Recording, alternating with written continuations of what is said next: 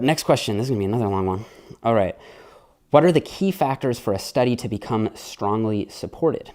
So what I think this question is asking is, how do you know when to trust the results of a study, or how can you assume that the results of a study are correct? So first things first, what I'm going to do is I'm going to put up here the hierarchy of scientific evidence in order of importance. So here at the bottom, meaning it's the weakest level of evidence, you have anecdote, opinion pieces, blog posts, and expert opinion. Moving up from there, you've got case studies done on a single individual, which are not as strong of evidence because it could just be that individual is atypical, and so you get a result that wouldn't be representative, until you get up to the top where you have meta-analyses and systematic reviews, which are considered to be the strongest form of scientific evidence because they pool together the results from multiple studies, so they would be stronger than just like a single randomized controlled trial, even though they do themselves have their pitfalls and they're not undeniable. So what I'm going to do here is I'm going to put up on the screen an article or a series of articles that was published in the Mass Research Review. If you guys are members, you can check it out. If not, you can read what I put up here. The first article was called "When to Trust the Results of a Study."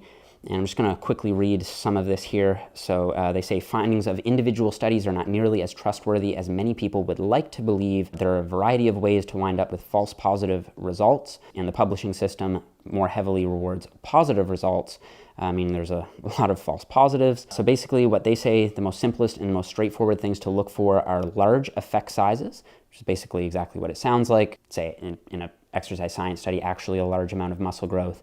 Small p-values, so basically that just means if you have a p-value that's below 0.01, then the result is most likely not to be due to a fluke, but there's actually a real meaningful effect. You have results that can be explained by a known mechanism.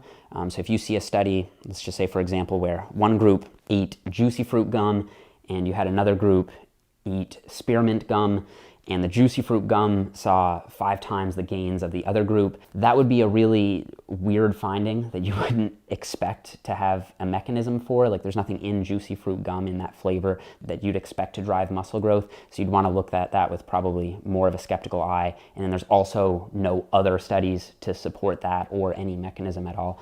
So that's something you'd want to, of course, keep in mind. And there is so much more to it than just that, but that should give you some general ballpark. And I'll just direct you guys over to the Mass Research Review if you want to learn more about that, because in my opinion that is the best resource out there on condensing down the scientific literature and really helping its readers be able to interpret it properly.